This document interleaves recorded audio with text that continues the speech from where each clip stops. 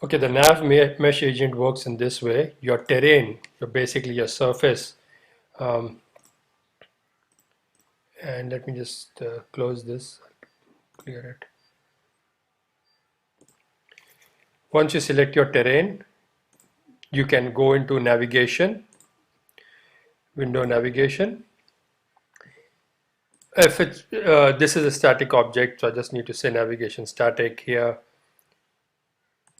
And under bake, if I click on bake, it will bake this area. If I have slopes and steps, I can adjust the jump distance, step height, and various parameters if it is an uneven terrain.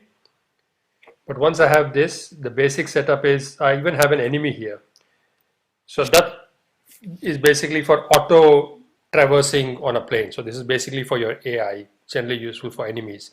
Now your enemy, so you have a NavMeshAgent baked onto the surface, and the enemy needs a component, NavMeshAgent. And you can play with these things with the radius and so on.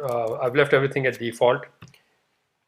I did change the speed because I found that the speed at which he was chasing my hero was far too much. So you can see it's far too much, and I need to change it. So I change the speed here. Or you can increase the speed of your player, and you can see now he's following nicely. But apart from having this NavMeshAgent component, you need a script, and the script is follow. And I shall put this in the C drive. But generally, the first part is I've got a NavMeshAgent, so I've called it agent. So I've got a variable agent of the type NavMeshAgent. I've got getHim, which is a game object. I really need the transform. I can just say public transform and get the transform, but I've just got the game object. If I get the transform, I don't need to put the transform here. I can just say getHim.position.